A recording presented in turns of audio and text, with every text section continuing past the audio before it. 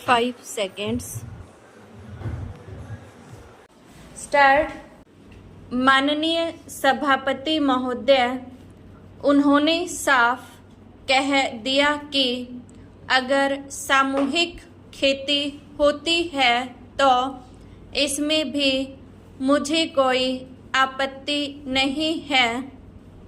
मैं यह कहना चाहता हूँ कि इस बिल को देखने से यह साफ स्पष्ट होता है कि उस सहकारी समिति के जितने सदस्य होंगे वह अपनी अपनी जमीन को एक साथ कर लेंगे और अगर समिति से निकालना चाहेंगे तो एक साथ अधिक जमीन उसको नहीं मिल सकती है।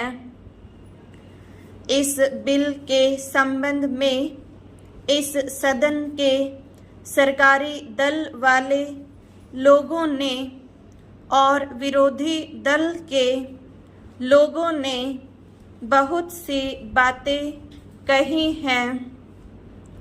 जैसा कि यह बिल है, इसको अभी समिति के सामने विचार के लिए जाना है और वहां से विचार होने के बाद यह इस सदन के सामने फिर से विचार के लिए पेश किया जाएगा। तब माननीय सदस्यों को पूरी तरह से यह अधिकार होगा कि जहां तक इसमें दी गई बातों का संबंध है उसमें परिवर्तन ला सकती हैं या उसको हटा सकती हैं। कल से जो बातें हो रही हैं वह सब नोट की गई हैं और मैंने बहुत सी बातों को सुना है। इस समिति में उन सब बातों पर विचार किया जाएगा। बहुत से माननीय सदस्यों ने इस तरह की बातें कही हैं, वह बहुत आवश्यक मालूम हुई हैं और जैसा कि मैंने कहा है उन पर विचार किया जाएगा। जहाँ तक सहकारिता का संबंध है, चाहे सरकारी दल वाले माननीय सदस्य हों, चाहे विरोधी दल वाले माननीय सदस्य हों, सबकी यह मांग है कि जब हम जनता के राज में विश्वास करते हैं और अपने यहाँ जनता का राज स्थापित कर लिया है और जबकि देश में गरीबी है और उसका गलत लाभ भी उठाया जाता है, तब सहकारिता की बहुत आवश्यकता है।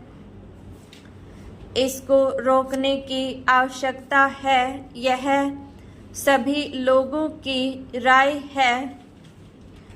जहाँ तक इस सहकारी बिल का संबंध है, बहुत से माननीय सदस्यों ने बहुत सी बातें इसके संबंध में कही हैं।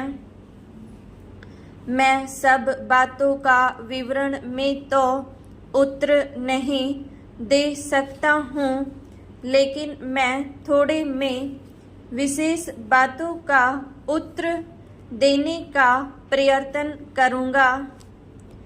जैसा मैंने अभी कहा, जब हमने अपने यहाँ जनता का राज स्थापित किया है तो हमें अपने समाज के ढांचे को बदलना पड़ेगा। हमारे यहाँ गरीबी और अमीरी चली आती है।